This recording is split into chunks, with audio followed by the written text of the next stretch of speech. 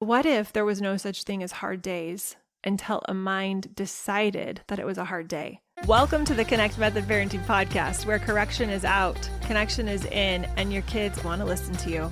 I'm Andy Martineau, creator of Connect Method Parenting, here to help you stay calm, confident, and connected no matter what. Welcome back, everybody. I'm absolutely thrilled to be in your earbuds today. I'm so excited that you've joined me for another episode. And I think it's funny when I say I'm excited to be here, because what that means literally is I'm in your earbuds or your computer. As you all know, I'm a huge fan of podcasts. It's amazing how deeply I feel connected to the people whose podcasts I listen to. Like, I'd instantly recognize their voice if we were on a call together.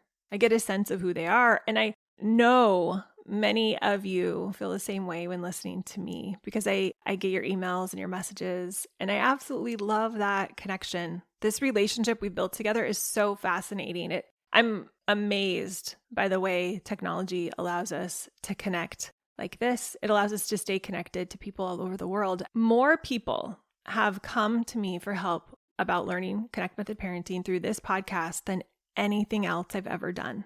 I think a big part of that is because I'm sharing so much here truly for free and doing it consistently for you all. And I love that I can use this podcast to do that. A few years ago, I wrote a book called Connect Method Parenting. And I used to be in awe. And I should say I'm still in awe. But before the podcast, I used to be in awe solely of the book, because someone would read that book and change their parenting journey. And I'd get emails saying, "Hey, thanks for your book. It has changed my life." And yet I had never met that person. I'd never spoken to them. I'd never coached them directly. But somehow, through my experiences, through sharing what worked for me, they were able to take that and apply it to their own life in a way that made a real difference. And to me, that's exactly what this work is about. I spent years, it's just insane, struggling with my parenting, face planting over and over again. And this was after me thinking I was going to nail parenting. I was going to just pass through with flying colors. But it was the failure, the inability I had to be the parent I wanted to be, and eventually learning everything I needed to learn, going through that dark night of the soul, self-confronting, looking at all of the places that I needed to look at and self-confront in myself to become the person who would eventually put all the pieces together and create Connect Method Parenting. That has been such a crazy, amazing. It's interesting because before that even happened, before I was even a parent, I was in nursing school, even before that, when I was in high school, I always had this deep desire to contribute. I wanted to make a real impact. I wanted to leave the world a little better than I found it. And what I didn't realize at the time was that in order for me to have an impact in the world, I'd have to get over myself. I would have to face myself, really get to know who I was and understand what it meant to navigate negative emotions. I would have to push through all of my self-limiting beliefs in order to create something truly valuable for others. And I tell students in League all of the time, you don't have the right to hold yourself back from helping someone just because of your own self-doubt. You know what I mean? When I was writing my book, I struggled so much in my ability to write that book. I liked English in school. I liked literature. I love reading. I'm awful at grammar. And spelling for some reason. I think it's something in my brain, a processing thing, but I'm better at it now, but I just have struggled with grammar and spelling. And I had an editor with the company that I used to help me create the book. And then my husband's an amazing editor. And I had all these people helping me. And I was so stuck in cycle after cycle. I think I started 10 versions of my book before I got very far. And it took me 3 years to get that thing written. And at the end, when I finally, the publishing company that I used gave me a deadline and said, you have to have it to us by this date. I had to put everything almost except for bare necessities aside. And I spent 6 months finishing it. It was so hard. Looking back now, I realized that if I had given into that doubt and into that frustration, if I had let my worries or my fears or my inabilities win, that there would be thousands of people right now who might never have received that information. And what a loss that would have been for me to not have pushed through it. If I had held back my contribution just because I thought, well, it's my life and I can do whatever I want with it. I want you to think about the impact that has on me and on others. That's why I love the idea that working on ourselves, coaching ourselves is not just a luxury, it's a responsibility. So I'm sharing all of this not to say, oh, I'm this amazing person. I've got this important thing and I had to get it out. I'm saying we are all amazing people with important things that need to get out into the world. And we all have this responsibility to do it. And I truly believe that managing our minds, overcoming our insecurities, and pushing through our past, those things that are holding us back, is our responsibility. Because when we do those things, when we push through those things, the contributions we can make to the world is so much greater. That contribution could be showing up for your children in a way that changes the trajectory of their life. So I'm not saying you have to go contribute like Mother Teresa. I'm saying we are contributing as a parent. I think as a parent, first and foremost, is the best way we contribute to this world. And we have to confront ourselves and push through and decide that we are going to make ourselves available to be the parent we want to be for ourselves, for our kids. So that contribution might be how you show up for your family, how you interact with the people in your life, the example you set. What is your life an example of? Is it an example of someone who hides and avoids emotions and stays stuck? Or is it an example of someone who faces challenges head on and grows with them, grows through them, grows because of them? I was coaching a client this past week. She's an incredible human, an incredible student, and so open and willing to share and fully engage in the process that we're going through in Connect Method Parenting Inside League. And she told me some of her doubts, her fears of messing up, the hesitation she was having about fully showing up, and how she was feeling discouraged. And she wasn't sure about herself. And what I told her, and what I want to tell all of you, is this: feeling discouraged, feeling unsure, feeling inadequate doesn't mean something's gone terribly wrong. Somewhere along the line, we were taught that negative emotions mean something's broken, that if we feel down, something must be off track. But that's not true. Negative emotions are part of the process. They come up when we're evolving, when we're being honest with ourselves, when we're examining our thoughts and beliefs. So if you feel discouraged, if you feel unsure, self-doubt, it's because you're believing something about yourself. And that's where the real work begins. You're believing something about the process.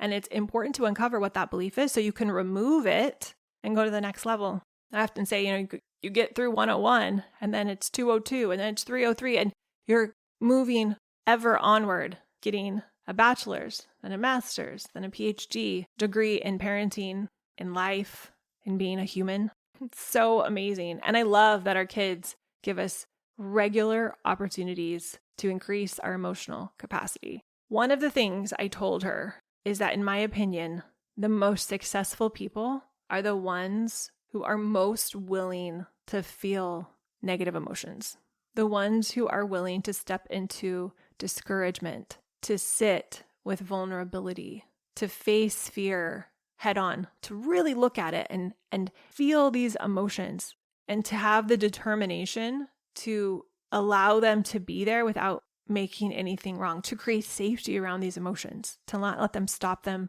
to not make them mean something terrible, to see them as catalysts to the next level of growth. Those are the people who keep moving forward.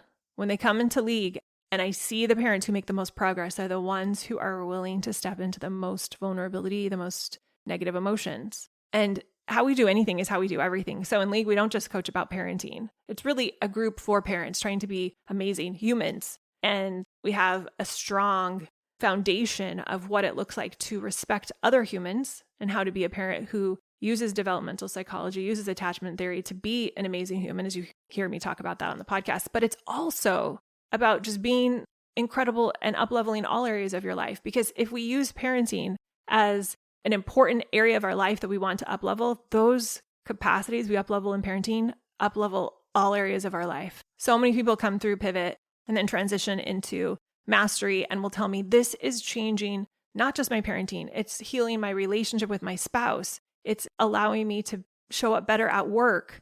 And I'm never surprised. Because that's how this works. The people who are willing then to face the discouragement, sit in the vulnerability, face the fear head on, those are the people who keep moving forward. There's always a temptation to quit. There's always a temptation to give up, to avoid the discomfort that comes from growth, comes from pushing ourselves beyond our norm, the status quo. When we go beyond that, when we say, no, I'm not okay with this anymore. I'm not okay being irritated with my teenagers. I'm not okay being frustrated at bedtime. I want to do better. And we do it from a place of love and abundance. That is going to bring on a whole tsunami of discomfort because we're pushing ourselves to growth. I always go back to the example of a little kid, 8-month-old, however old. Some of mine were older than that. Some of mine were younger. Some 6-month-olds, right? That are learning to walk and they fail over and over again. They're face planting. But if they used that face plant as evidence that they couldn't learn to walk, they would never get up. They would never learn to walk. If they didn't keep getting up every time they fell, they would never build the strength to walk. I read somewhere that literally the muscles they build by falling and pushing themselves up and falling and pushing themselves up are the muscles they have to develop to walk. So the falling is as necessary to the process as the walking. But if they fell once and they decided to stay down, nothing would happen. Walking would never happen. But that's exactly what so many of us do as adults. We try something, we stumble, and we convince ourselves that that's it. We tell ourselves we're not cut out for it. We're not meant to be that amazing parent we thought we were going to be. We're not going to help that challenging child of ours work through their struggles. Or if it's in weight, we're not going to be able to lose that weight. Or we're not going to be able to get that promotion. We're not going to be able to work on those important relationships because we're afraid to navigate the emotions that come up. And this isn't even what I wanted to really talk about. I wanted to mention this, or this kind of just came out as a little side note, because I feel that this topic of, I guess I would describe it either as failing ahead of time because we're not willing to feel those emotions, or being worried about these negative emotions is really coming up. And it's come up for me too, this whole 6-month travel international adventure we've been on. It has been surprising how many negative emotions have come up for me.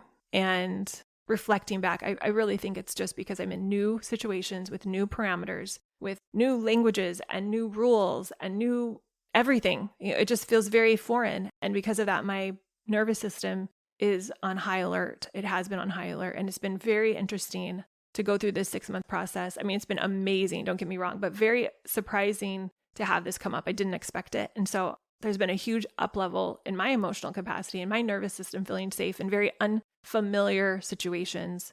So I just felt like I wanted to share that with you all today, this failing ahead of time idea, this feeling full emotion. So I wanted to make sure you heard this because I think it really matters. It matters so much to me. It's really been part of my world lately. And I want you to show up. I want you to push past whatever it is that's standing in your way so that you don't stop until you get what you truly want. And my goal with parenting is that you create the relationships you want with your children that are so precious, so deep, so fulfilling, that you have the impact and influence with your children that you want to throughout their entire lifetime. I'm not talking about control or manipulation. I'm talking about a relationship that allows you to be part of their life, where they want you to be an advisor on their board, where they want to listen to you. Use that phrase a lot. You become the parent where your children want to listen to you, and that you have fun, lots of fun, more laughing, more fun. That's what I want for each and every one of you.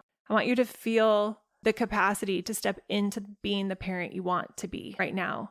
I want you to feel the capacity to be the parent you want to be, to have that confidence, that commitment, and not let anything stop you. Because the worst thing that can happen is an emotion, and you can handle that. I want you to feel that. I want you to feel that in your bones. It's how I feel.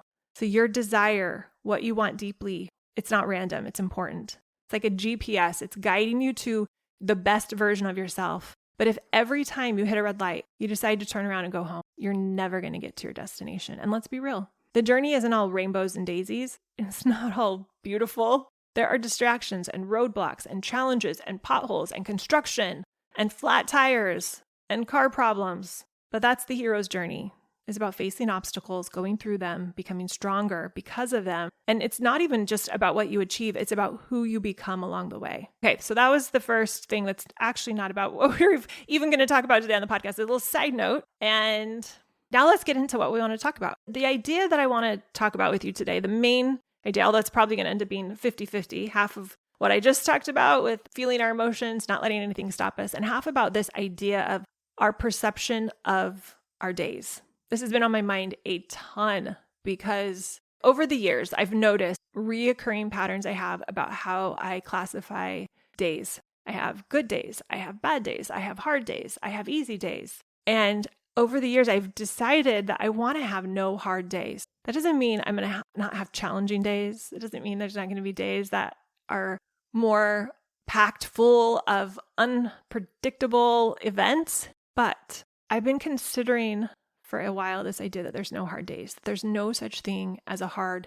day. And if you're thinking, hold your horses, Andy, what are you talking about? What is going on? This is absolutely insane. I want you to stick with me for a minute. At least entertain the idea that this could be true, because what do we have to lose by exploring it? So I'm going to dive into the idea first and then share some details about it. Okay. So what do I mean? What do I mean by there are no hard days? So every day happens. It just happens. Whether you like it or not, the sun rises. Hello, new day. Here we come. Right? They just happen. It's like that old question. If a tree falls in the forest and no one's around to hear it, does it make a sound? Something to think about. If there's no one to hear it, does it even matter? Now, if a day unfolds, how do you know if it's bad or if it's good?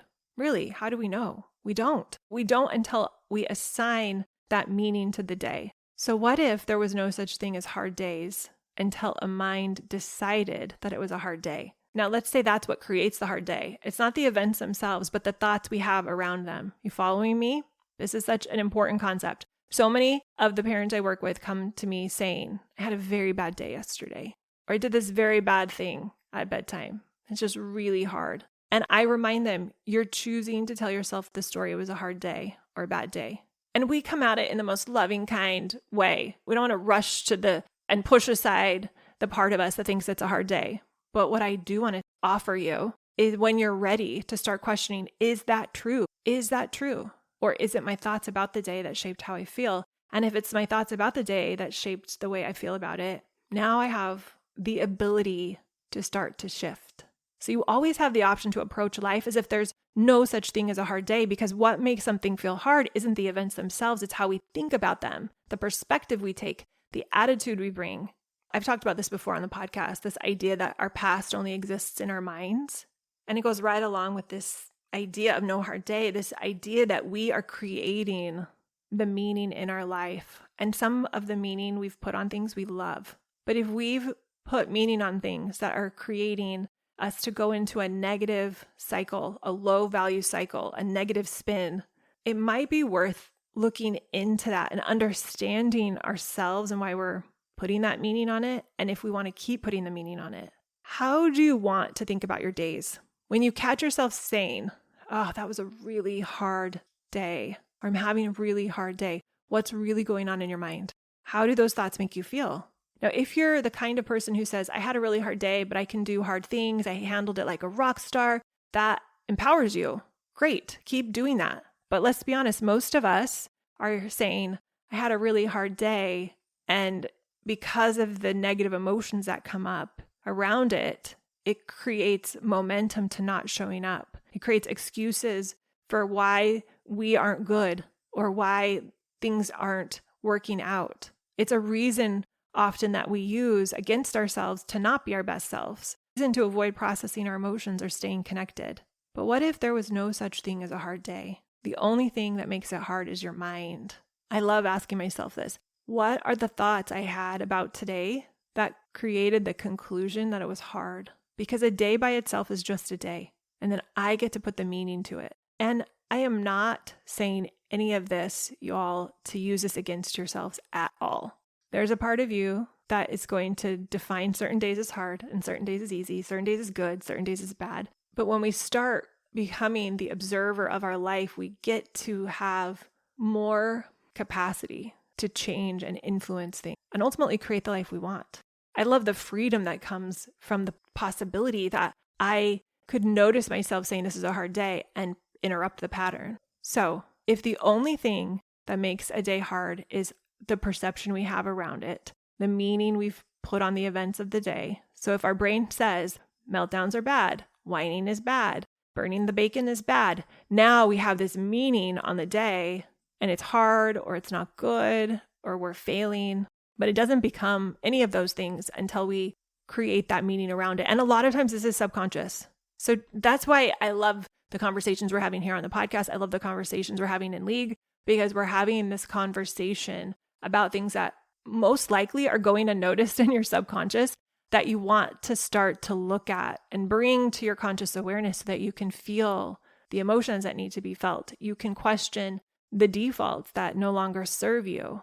So let's say you notice one day, this brain of yours, it's trying to be helpful. Thank you, brain, for trying to be helpful. Your nervous system is trying to keep you safe, and we're so grateful for that. But we notice that they've come together, they've tag teamed to create the interpretation of today as today being hard. So if that's the case, we notice it, we interrupt it. We could ask ourselves, why am I choosing to think this about my day?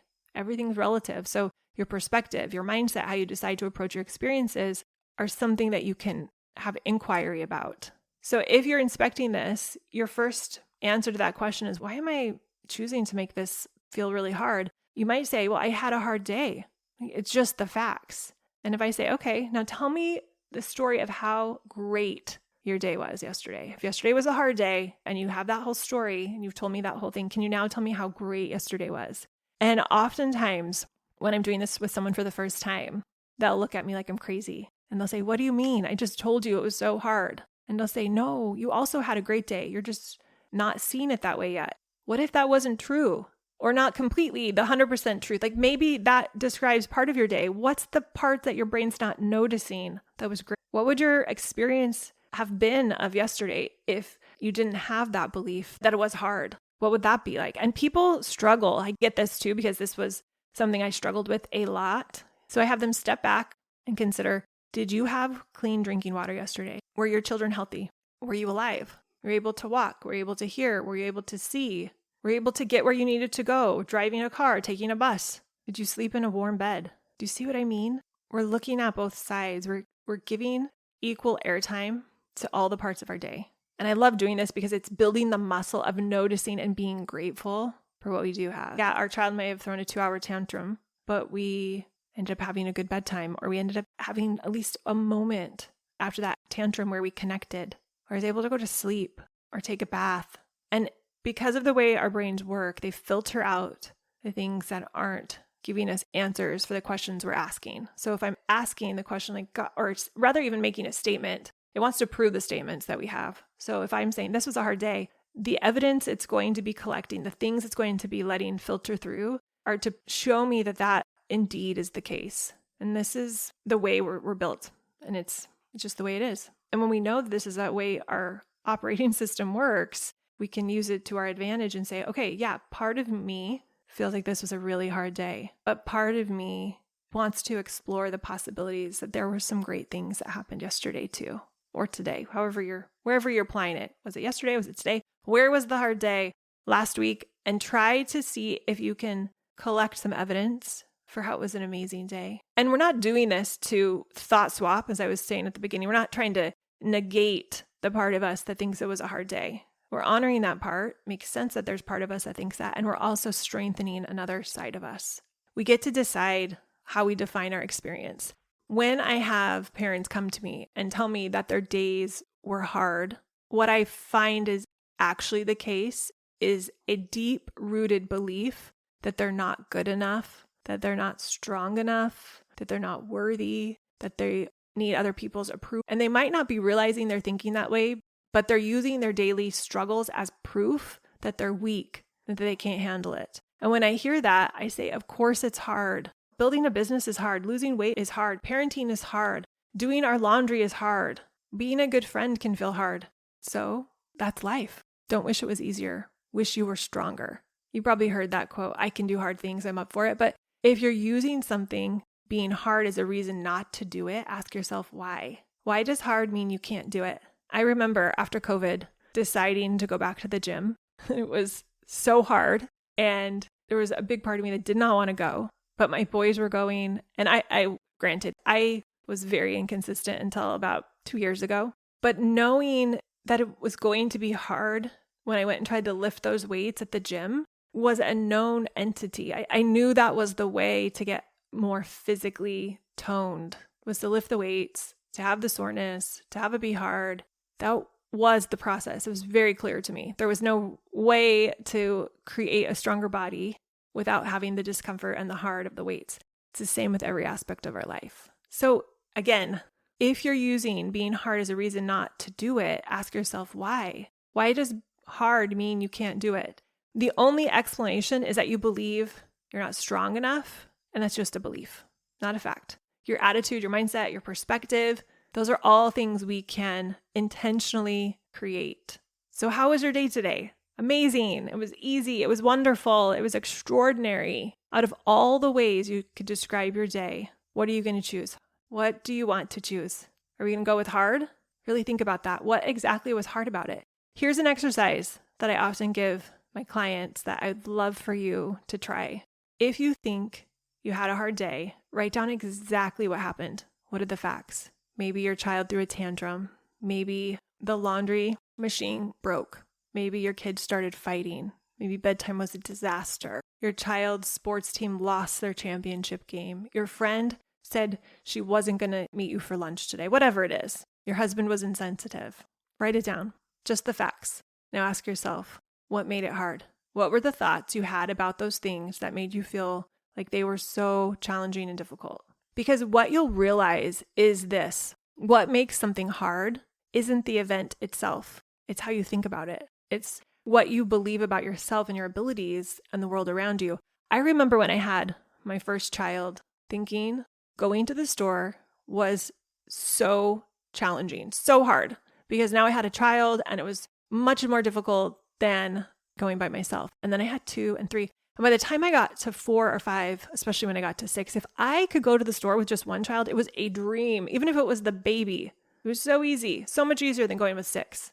My capacity had changed. My perspective had changed. And that's how it is with life. Go to the gym, lifting 20 pounds, so hard. And then you go consistently and now you're lifting 40 or 50 or how many ever you're, a lot. And now the reality is that what used to be hard isn't hard. The hard was the way through to where you are now. So how we define our experience ultimately shapes how we become. If we call a day hard just because our kids were fighting, traffic was heavy, our partner was in a bad mood, what does that say about us? That we're not strong enough, that we're not capable, that we expect life to be easy, effortless, and free of obstacles, that we don't want to deal with discomfort, that we'd rather glide through life without resistance. This is a subtle but insidious mindset. And it's also so fascinating when we start to see it, because we can begin to redefine it. We can begin to see the challenges as gifts, the triggers as teachers, the privilege of being a parent as one of the best schools of learning to increase our emotional capacity, to become someone we really love and respect because of the challenges. We need those challenges. We need those quote unquote hard days that we can become who we want to become. I've talked to so many people who have said that they're frustrated because things aren't flowing more easily. And they think that if something doesn't happen effortlessly, that if things aren't falling right into place, right straight off their ideas of how the world should work right into reality, that something must be going wrong. They're not meant to be the parent because they can't figure out bedtime. They can't have the patience. They're not enjoying this whole idea of playing with their kids. They're just stressed out and they want to be better, but they can't. And it's just, why isn't it working? Something must be wrong with me. I'm doing something wrong. And I tell them, no, that's just a story you're choosing to believe. What if you decided to see your life as something incredible, something designed to challenge you? Things aren't supposed to happen effortlessly. That's not how it works when we go to the gym. We know that. You don't get a 6-pack by not doing the work that it takes to create the definition in those muscles and the growth in those muscles so you have it. We know that. And it's the same with all of life. It's the obstacles that make us who we are. So what if every challenge, every tantrum, every teenage eye roll, every toddler disaster mess, Sharpie drawn all over the wall, that was the bane of my existence when my kids were little. They drew everywhere, crayons, Sharpies everywhere on people's faces. They left messes. They had tantrums, all of those things. What if every challenge was actually making you stronger? And that the more obstacles you face, the more opportunities that you're having to create value, to create capacity, to become that parent that you really already are inside of yourself, that's just needing to be unveiled, to prove what you're made of, to step in to more fully who you are. Because that's the truth. The truth is, the easier your life is, the less you need to show up, the less strength you need. And I want a life that requires me to be strong. I want to set an example of what's possible. I want to show up in a way that no matter what happens in my life, with my kids, in my world, that I still get to be the best version of myself. And the more I fully lean into parenting, the more I fully lean into life, the more I fully lean into the challenges, the more I grow into the person who can handle that next level of success, that next level of freedom. And I don't tell myself, once I get to this certain place, I cross this finish line, I then life's going to stop being hard. But I also try very hard to not tell myself that life being hard is a bad thing, because it's not. It's good. Hard is good. Hard is the challenge that makes us better. And hard can feel easy. I Voxer with a few friends of mine, and my brilliant friend Rebecca just was talking about her life and her up-leveling and her goals. And I was just, right before I jumped on to record this, she was sharing this and she said, but what if it could be easy? What if it could be easy?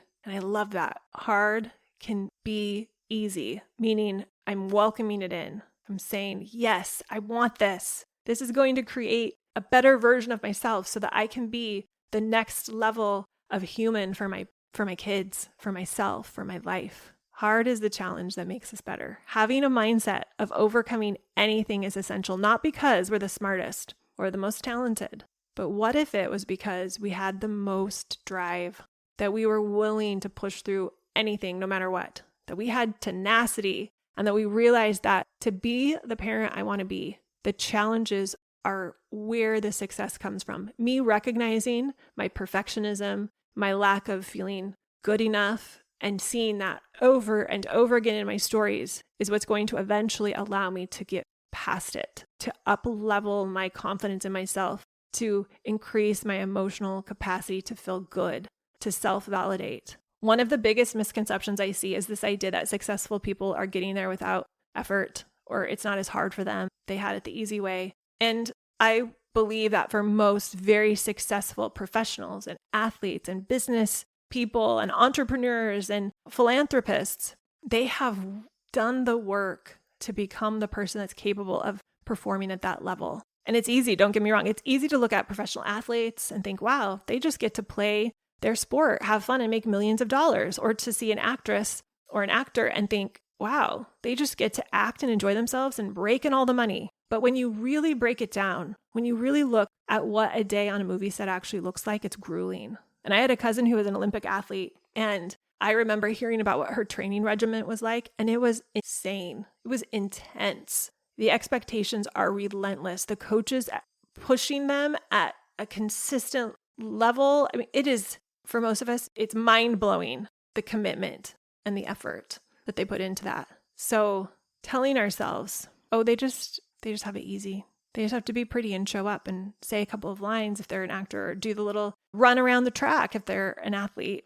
That's not true. It's not accurate. And in our home, we love gymnastics. So we've studied Simone Biles and so many other Olympic level elite gymnasts. And when you look into what they give up, what they commit to, the hours that they put into getting their routines perfect, doing the cardio and the weightlifting and all of the conditioning to get their bodies in a state where they can throw those tricks, it's so intense. So when we underestimate the amount of effort it takes to become a high-level athlete or a successful, let's say, entrepreneur or a successful parent, then we begin to believe that our success should come easily too, that we should just be able to turn these relationships around in 24 hours, that bedtime should be fixed in a day, that our child that we've been struggling with for years should resolve all of the problems in a week. But here's the truth. Believing that success should come without challenges isn't realistic. It's limiting. Because when we tell ourselves that everything should be easy, that somehow we are entitled to success without struggle, we rob ourselves of growth. And when we believe that things are too hard, we end up quitting. We quit on ourselves as a parent. We quit on our path to becoming more patient, to becoming more loving, to becoming unconditionally the parent we want to be. We stop challenging ourselves. We give up. But that desire to be better, the desire that every human has, I believe, to change, to progress, to grow, that urge, it doesn't go away. And if we don't respond to it, if we don't show up as the best version of ourselves, we miss out. You all, we miss out. not just on success, but on the growth that comes with it, the excitement of truly earning something. I used to say this all the time. If I have to choose between winning $1 million or earning $1 million, I choose earning it every single time because of what that would mean, because of who I would have become in the process. If I earned $1 million, let's say I lost it all, I would have the skill set to know how to do it again. But if I won it, well, it's just the luck of the draw. And don't get me wrong, either way, it would be fun to have the $1 million. It would be really, really fun, but it wouldn't be my $1 million in the same way. And it wouldn't mean the same thing. And I wouldn't be the same person if I won it versus earned it. So if you choose to see each day as amazing, as an opportunity for growth, as exactly what you need to make you the strongest version of yourself, your life will be completely different than if you're constantly telling yourself, I have a hard life, I have hard kids, I have hard relationships, I have a hard house to deal with, I have laundry is hard, all of the things we say to ourselves. I'll probably have another hard day tomorrow. This mindset pulls us away from life. It shuts us down. It keeps us from growing and becoming the next version of ourselves. So what if you're up for all of it? What if the hard is exciting? It's not a negative. What if you said, I had so many challenges today and that was awesome. I'm really learning a lot about myself. I didn't nail all of them. I fumbled a little bit, but I'm so glad I've been given so many opportunities to up level. What if we're saying that? What if we're like, there's no such thing as a hard day because I've got this? Or if it's hard, it's not a problem. Bring it on. What would you rather say about your life? Bring it on? Or, oh my gosh, why is this happening again? And I get it. I get why we do that. And I hope that you will hear me through this episode, not saying we try to push aside the part of us that is feeling like it's hard. That's not what I'm saying. I'm saying let's look at that part. Let's get so familiar with that part of ourselves that believes that hard is bad, that it shouldn't be happening, that mess ups shouldn't be a part of our existence, that we should just know how to do everything perfectly. Let's just get to know that part of ourselves so that we can never be stopped by a challenge. So that we evaluate our day and we think, yeah, the kids were on edge today, or I was a little bit grouchy today. Okay. It just means I was upset. I wonder why. Or that means the kids were on edge. I wonder why. We get to decide how we define everything. So start catching yourself when that part of yourself starts labeling things as hard, and pay attention to those thoughts, because the stronger you believe yourself to be, the fewer negative hard days you'll have. You'll get excited about the challenges. A truly hard day is one where we're facing real challenges, like not having food or water, real danger. Beside that, where we don't have the control to change it. And that is truly hard and devastating and very challenging. But the other things that our brain is labeling as hard, the fact that we ran out of hot water, that the kids drew on the wall with a Sharpie, that they're fighting, that there's toys everywhere, let's start to look at those another way. Some people say, but can't you just let people have a hard day? People are already too hard on themselves. But honestly, that's not what I'm saying. I'm saying love the part of you that thinks today is hard, and then start believing that it's possible to have a hard day and love every second of it, or to use every bit of it as a catalyst for growth, to not underestimate your ability to use that to become something better. So if we want our days to be feeling less hard, it's because of how we see them. It's because of our increased capacity. Remember the first workout class you ever took? Or the first time you ever tried to do yoga? Or the first time you ever tried to run a mile? I remember the first yoga class. It was a hot yoga class. They intentionally made the room very humid and very hot. I think it was over 100 degrees. And I thought I was going to pass out. I remember the first time I walked into a gym in this, I call it the second season of my life in my 40s, and looking around and seeing all of these 20-year-olds just killing it on the weights and thinking, who am I? What am I doing in here? This is not where I belong. Or trying to run again after having a belief for decades that I couldn't run and not being in the best shape, and trying to get to a mile and feeling so embarrassed. That was so hard for me when my 15-year-old at the time was just running circles around me. But now there are no hard yoga classes. Going to the gym doesn't feel the same way. Running the mile is, I can't believe I'm saying this, but it's not the challenge it used to be. I love that I'm challenging myself in all of those areas still, pushing myself to work out more. I'm doing harder classes, fitness classes, trying to learn how to run harder or longer rather. But the harder, the better. I don't call it hard anymore. I call it amazing. Is it challenging? Yes. Does my brain sometimes think I'm pushing too hard? Yes. Does it feel overwhelmed? Sometimes yes. But instead of labeling it as hard, instead of thinking I'm not good enough, instead of thinking I don't have the capacity, I think this is so amazing. I'm learning and I'm growing. So what if you started to see yourself and your life and your parenting and your kids through that lens? What if you refused to label anything as hard? What if you stopped using anything in your life as evidence that you weren't good enough, or anything in your life as an excuse to not go full in? What would that be like? Let's commit to that, you all. Let's commit to shifting our focus. Instead of saying it was hard, say it was amazing. I'm so strong. I can handle anything. I've got this. Bring it on. All right, you all. That's what I have for you today. And we kind of talked about 2 different topics today. I hope you enjoyed them both. I'll talk to you all soon.